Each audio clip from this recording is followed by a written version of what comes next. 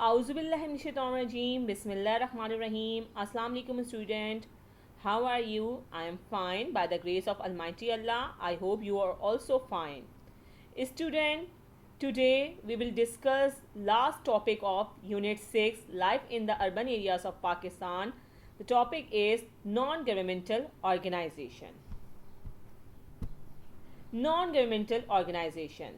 It is defined as those organizations which work at a non-governmental platform for the welfare of the society in general or for the promotion and success of a particular segment of the society are called NGOs.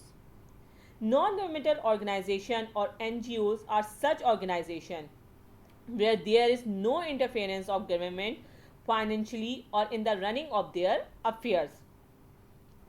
NGOs work for a specific purposes. Therefore, we can call political parties, labor, trade, and cultural organizations are NGOs. Various NGOs are working worldwide for a specific purpose.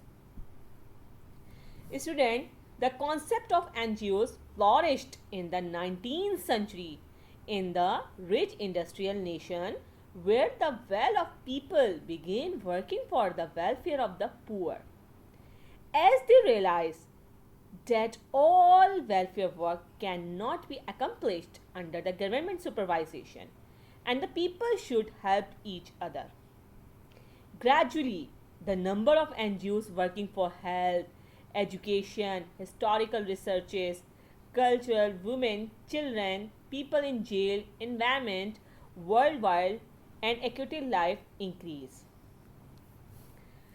After Pakistan was created, the law for registration of NGOs were formulated. A few NGOs follow the law formally electing people for position, while others follow the law of having the board of directors who have all the authority. Pakistan is an ideological country. The protection of its ideology and promotion is the responsibility of the government. The NGO should ensure that no work which contradicts with the ideology of Pakistan or Islamic principle is performed. As various NGOs obtain funds from foreign countries, the government should take the following measures.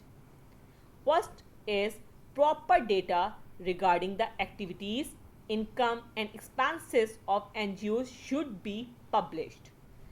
Second one is implementation of an effective system of monitoring and accountability of the NGOs. Creation of the independent commission to deal with the complaint against NGOs. The performance of NGOs should be gauged through dialogues between NGOs representatives and scholars from religious organizations, after which a code of conduct should be formulated. In current time, the concept of welfare state has gained popularity. Each government wants to be reorganized as a government working for welfare and tries working for the betterments of people. However, 1400 years ago in Medina, Prophet Muhammad sallallahu alaihi wasallam had already practically presented the holistic concept of Islamic welfare state. Islam stresses equal importance on success in this world and the hereafter.